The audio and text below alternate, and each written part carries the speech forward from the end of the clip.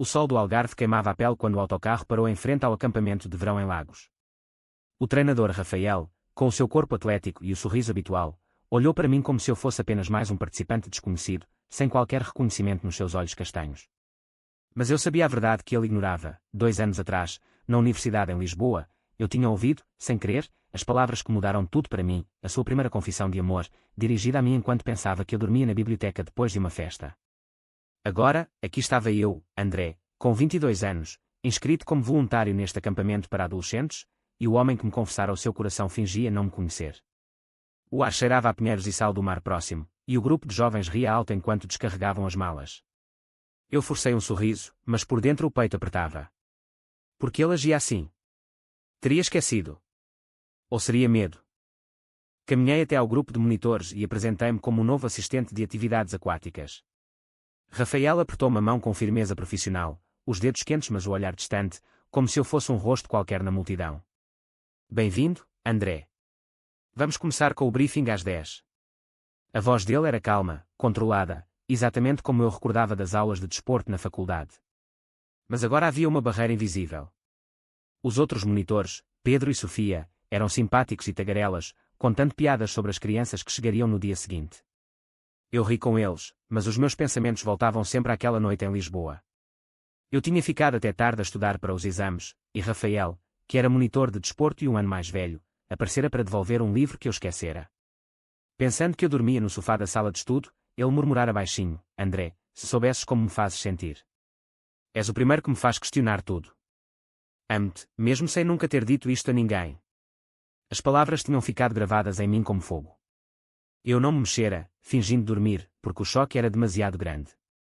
Depois disso, ele nunca mais tocara no assunto, e eu também não. Agora, 2 anos depois, reencontrávamo-nos aqui, e ele olhava-me como um estranho. O acampamento era um paraíso, tendas brancas alinhadas junto à praia de meia praia, o mar azul turquesa a bater nas rochas, e colinas verdes cobertas de figueiras. As atividades iam desde caiaque até caminhadas pela Serra de Monchique. Eu ajudei a montar as redes de voleibol, o suor escorrendo pelas costas, enquanto Rafael dava instruções aos outros monitores. De vez em quando, os nossos olhares cruzavam-se por acidente, e eu via um lampejo de algo, hesitação. Antes de ele desviar os olhos. Ao almoço, sentámo-nos à mesma mesa longa de madeira. Pedro perguntou-me sobre a minha vida em Porto, onde a minha família vivia, e eu falei dos meus pais conservadores que ainda esperavam que eu encontrasse uma boa rapariga. Sofia riu e disse que em Lisboa as coisas eram mais abertas, mas Rafael ficou em silêncio, mexendo na salada com o garfo. E tu, Rafael? Alguma história de amor recente? Perguntou Pedro, brincalhão. Ele respondeu seco: nada de especial. Concentro-me no trabalho. O meu estômago deu um nó. Ele estava a mentir, ou a proteger-se. Eu queria gritar que sabia, que aquelas palavras tinham mudado a minha visão do mundo, que eu também sentira algo mas nunca tivera coragem de responder. Em vez disso, sorri e mudei de assunto para o programa do dia seguinte. À tarde, enquanto preparávamos o equipamento para as crianças, Rafael explicou as regras de segurança no mar com voz firme e profissional. Eu observava as suas mãos fortes a ajustar os coletes salva-vidas, recordando como ele era popular na universidade, sempre rodeado de amigos mas nunca com ninguém especial. Agora, aos 29, parecia mais maduro, com rugas leves de expressão nos cantos dos olhos, mas o mesmo cabelo escuro ondulado e o corpo definido por anos de treino. Quando o sol começou a descer, pintando o céu de laranja, eu fui dar uma volta sozinho pela praia. O som das ondas acalmava-me um pouco, mas a confusão interior crescia. Porque ele fingia. Teria medo de que eu revelasse o segredo? Ou teria mudado de sentimentos? A minha família em casa pressionava-me sempre. O meu pai, engenheiro em Porto, falava de responsabilidades e da vida normal, enquanto a minha mãe enviava mensagens a perguntar se eu já tinha namorada. Ser gay em Portugal era legal e aceito em muitas cidades, mas na minha família pequena e tradicional ainda era um tabu silencioso. Eu nunca contara a ninguém sobre aquela confissão, nem mesmo aos meus amigos mais próximos. Agora, aqui no acampamento, sentia-me exposto, vulnerável. Quando voltei, Rafael estava a verificar as tendas. Precisas de ajuda? Perguntei, aproximando-me. Ele hesitou um segundo antes de responder: não, está tudo controlado. O tom era educado mas frio, como se eu fosse um intruso. Aquela indiferença doía mais do que qualquer rejeição aberta. Deitei-me na minha tenda essa noite, o saco cama quente, e os pensamentos rodopiavam. O acampamento ia durar 3 semanas, com 60 adolescentes de todo o país. Eu tinha vindo para escapar da rotina de estudante em Lisboa e para me descobrir a mim mesmo. Em vez disso, reencontrar o fantasma do meu passado. O vento soprava leve através da tela, trazendo o cheiro do mar, e eu adormeci com a imagem dos olhos dele a perseguir-me. No dia seguinte, as crianças chegariam, e eu teria de fingir normalidade, tal como ele. Mas por dentro, a pergunta queimava: quanto tempo conseguiríamos manter esta farsa? As crianças encheram o acampamento de energia logo ao amanhecer do segundo dia. Eram rapazes e raparigas de 12 a 16 anos, vindos de Lisboa, Porto e até dos Açores, todos ansiosos pelas atividades. Eu organizei o grupo para o caiaque no rio Bensafrim, explicando os remos com paciência enquanto Rafael supervisionava de longe. Ele estava perfeito no papel de líder, encorajava os mais tímidos, ria com os extrovertidos, mas sempre que eu me aproximava para coordenar algo, o seu olhar tornava-se neutro, quase vazio. Bom trabalho, André, dizia ele, mas sem o calor que eu esperava de alguém que um dia me confessara amor. Durante o almoço ao ar livre, com sandes de queijo e presunto, uma das raparigas, a Maria, perguntou-me se eu tinha namorada. Eu ri, corando ligeiramente, e disse que estava concentrado nos estudos. Rafael, sentado do outro lado da mesa, ouviu e desviou o rosto para o mar. Senti uma pontada de raiva misturada com tristeza. Ele sabia que eu ouvira, ou não? Talvez tivesse falado em voz alta sem perceber que eu estava acordado naquela noite na biblioteca. À tarde, durante a caminhada pela serra, o grupo dividiu-se em pares. Eu fiquei com um rapaz chamado Tiago, que me contou sobre os problemas em casa, os pais divorciados e a pressão da escola. Eu ouvia com atenção, partilhando conselhos que vinham do meu próprio coração dividido. Rafael liderava o caminho à frente, o seu corpo movendo-se com graça atlética entre as árvores. Quando parámos para descansar numa clareira com vista para o oceano, ele sentou-se sozinho num rochedo. Eu aproximei-me, fingindo casualidade. O panorama é incrível, não é? Ele assentiu sem olhar para mim. Sim, André. Portugal tem os melhores. O nome dele na minha boca soava estranho agora, depois de tanto tempo. Queria perguntar diretamente: lembras-te daquela noite em Lisboa? Mas as palavras ficavam presas. Em vez disso, falei do meu irmão mais novo, que também viria para um acampamento no próximo verão, e da minha mãe que telefonava todos os dias a preocupar-se com a minha vida social. Rafael ouviu em silêncio, depois disse: a família às vezes não entende as nossas escolhas. Temos de proteger o que somos. Foi a frase mais pessoal que ele me dirigiu desde a chegada, e o meu coração acelerou. Seria uma indireta. Nessa noite, depois de as crianças irem dormir, os monitores reuniram-se à volta da fogueira. Pedro tocava guitarra, cantando fados modernos misturados com pop. Sofia contava histórias engraçadas das edições anteriores. Rafael estava calado, atiçando o fogo com um pau. Eu sentei-me ao lado dele por acaso, o calor das chamas a iluminar o seu rosto. O cheiro a madeira queimada misturava-se com o sal do ar. Estás bem? Perguntei baixinho, quando os outros riam de uma piada. Ele olhou-me finalmente, e por um segundo viu o homem vulnerável da confissão antiga. Sim. Só cansado. Depois virou-se para o mar escuro. Eu queria abraçá-lo, dizer que entendia o medo, que também lutava contra os preconceitos da minha família em Porto, onde o meu pai ainda fazia comentários sobre homens a sério. Mas fiquei quieto. A amizade com Pedro crescia. Ele era de Lisboa, assumidamente gay, e falava abertamente das suas relações passadas. Tu pareces pensativo, André. Algum problema de coração? Brincou ele mais tarde. Eu neguei, mas por dentro a tempestade crescia.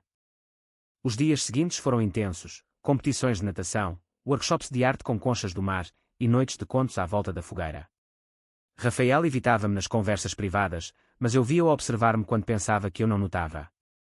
Uma vez, durante uma atividade de equipa, ele corrigiu a minha postura no remo, as mãos tocando os meus ombros por um instante. O toque foi elétrico, e eu senti o calor subir ao rosto. Ele retirou as mãos rapidamente, como se queimasse. Estás a melhorar? Murmurou, e afastou-se. À noite, sozinho na tenda, eu revivia aquele momento. A confissão antiga ecoava na minha cabeça. Ele amara-me primeiro, sem eu saber como responder. Agora, no meio deste paraíso verde e azul, sentia que o destino nos dava uma segunda oportunidade. Mas o medo da rejeição, da exposição, pesava.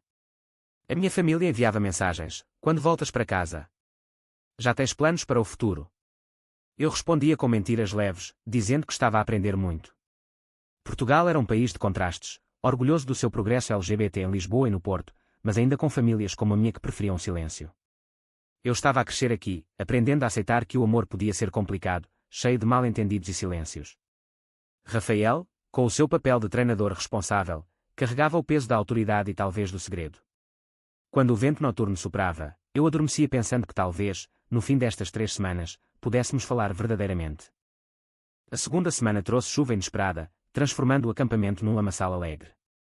As atividades mudaram para jogos indoor nas tendas grandes, e eu ajudei Rafael a organizar competições de tabuleiro e histórias em grupo. As crianças adoravam, mas eu sentia a tensão aumentar. Uma noite, durante um exercício de confiança onde os participantes se deixavam cair para trás, Rafael foi o meu parceiro. Eu caí nos seus braços fortes, e por um momento os nossos rostos ficaram perto. "Estás seguro?", disse ele baixinho, e o tom era diferente, mais suave. Eu levantei-me depressa, o coração a bater forte. Depois, quando as crianças dormiam, ele e eu ficámos a arrumar o material. "André, tu mudaste desde a universidade", comentou ele de repente, sem olhar para mim. Eu congelei. Era a primeira vez que ele admitia conhecer-me do passado. "Tu também", respondi, a voz tremendo. Ele não disse mais nada, apenas continuou a dobrar as cordas.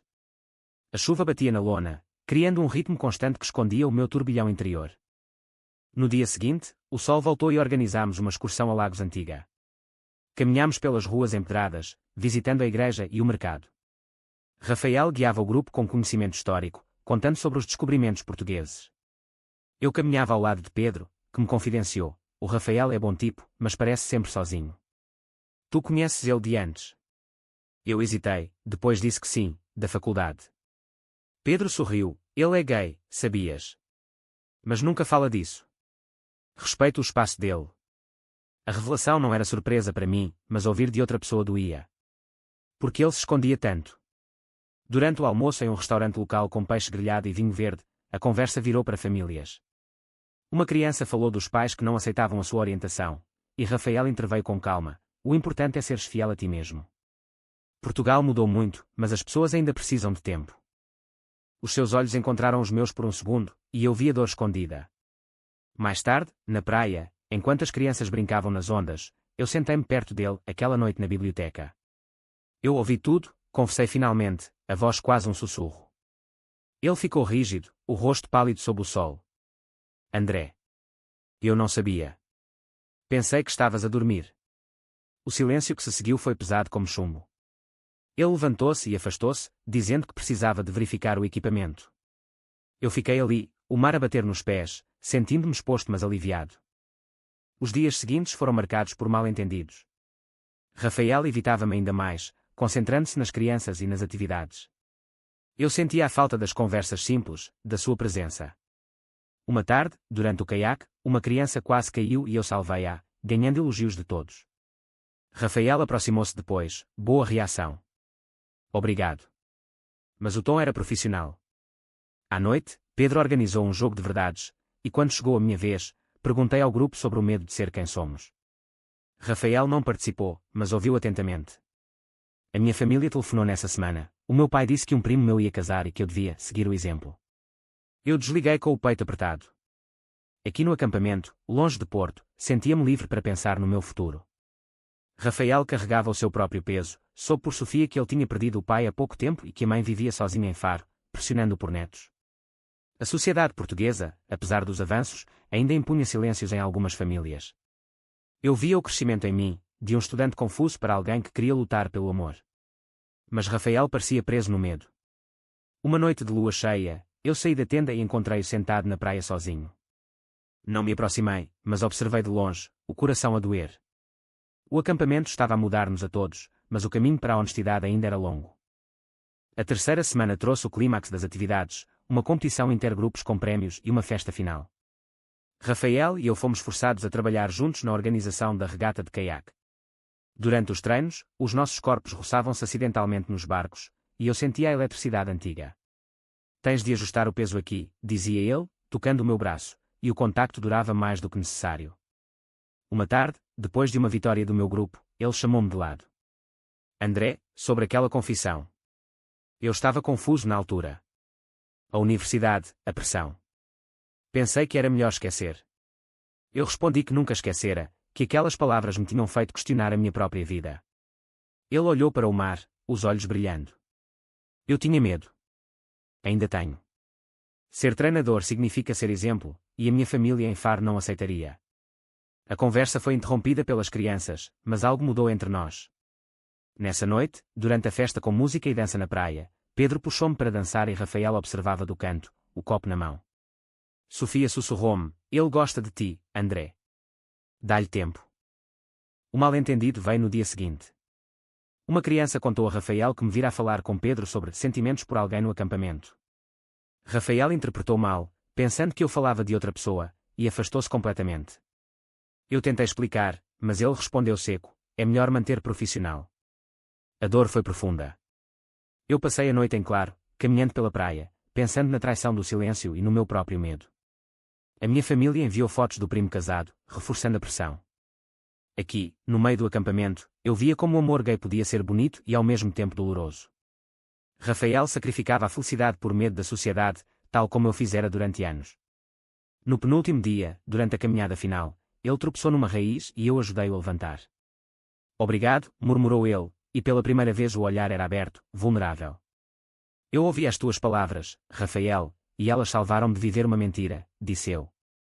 Ele não respondeu, mas apertou a minha mão por um instante. A festa de encerramento foi emotiva, as crianças choravam abraçadas, prometendo manter contacto. Eu e Rafael arrumámos tudo em silêncio. Pedro despediu-se com um abraço forte, dizendo que eu era um bom amigo. Quando todos partiram, ficámos só nós dois junto à tenda principal. André, eu ignorei-te porque tinha medo de que soubesses e me rejeitasses, confessou ele finalmente. Mas agora sei que ouviste tudo. E ainda sinto o mesmo. As lágrimas vieram aos meus olhos. O mar testemunhava o momento, as ondas batendo ritmicamente. Nós crescemos aqui, eu aprendi a aceitar o meu coração, ele a enfrentar o medo. A amizade com os outros monitores e as crianças mostrou-me que a comunidade gay em Portugal era mais forte do que pensava. Mas a família ainda era um obstáculo. No autocarro de volta a Lisboa, Rafael sentou-se ao meu lado. Vamos falar mais em Lisboa? Perguntou. Eu assenti, o coração leve pela primeira vez. O regresso a Lisboa foi como acordar de um sonho intenso. Rafael e eu trocámos números e marcámos um café em Alfama na semana seguinte. A cidade vibrava com o verão, os elétricos amarelos subindo as colinas, o Tejo brilhando ao sol. Eu voltei para o meu apartamento pequeno perto da universidade, mas tudo parecia diferente. A confissão antiga agora era um início, não um fim. A minha mãe telefonou de Porto, perguntando sobre o acampamento, e eu respondi com honestidade parcial: aprendi muito sobre mim mesmo. Ela não insistiu, mas eu sentia que o momento de verdade chegaria. Rafael enviava mensagens curtas no início, depois mais longas, fotos da praia em Faro, pensamentos sobre o futuro. Quero ser honesto contigo, André. A minha mãe suspeita, mas nunca falei abertamente. Eu respondi que entendia, que também lutava contra o silêncio da família. O encontro no café foi tenso e bonito. Sentados numa mesa com vista para a Sé, bebemos vinho tinto e partilhámos histórias. Ele contou do pai falecido que o pressionava para ser homem forte, e eu falei da pressão do casamento no meu círculo. O acampamento mudou-nos, disse ele, pegando na minha mão por baixo da mesa. O toque era real, sem medo desta vez. Caminhámos pelas ruas estreitas de Alfama, o fado a tocar ao longe, e eu senti que o amor gay podia florescer em Portugal, apesar dos obstáculos. Dias depois, convidámos Pedro e Sofia para jantar, e a amizade do acampamento continuou. Mas o conflito veio quando a minha família descobriu através de uma foto casual que eu publicara, Rafael e eu sorrindo na praia. O meu pai telefonou furioso: isto é uma fase. Pensa na família. Eu defendi-me pela primeira vez, explicando que o amor não era escolha. Rafael esteve ao meu lado pelo telefone, calmo e firme. Vamos enfrentar juntos, disse ele depois. As semanas passaram, e nós crescemos, viagens a Sintra, jantares em casa, noites a falar dos sonhos. Rafael deixou o cargo de treinador para abrir uma escola de desporto inclusiva em Lisboa, simbolizando a sua liberdade. Eu terminei o curso e comecei a trabalhar como guia turístico, partilhando a beleza de Portugal com orgulho. A família dele em Faro aceitou aos poucos, e a minha em Porto começou a questionar os preconceitos. O acampamento fora o catalisador, de estranhos fingidos a parceiros honestos. Mas o caminho não foi linear. Houve discussões, lágrimas, momentos em que o medo regressava. Uma noite, no mirador de São Pedro de Alcântara, Rafael disse: se eu não tivesse ignorado-te no início, talvez tivéssemos perdido isto. Eu respondi que tudo acontecera no tempo certo. O amor verdadeiro exigia coragem, sacrifício e crescimento. Portugal, com as suas praias e cidades antigas, testemunhava a nossa história. Agora, sentados no mesmo banco onde tudo recomeçara, olhávamos o futuro. Verdadeiro ou falso, o medo da sociedade pode destruir o amor verdadeiro para sempre.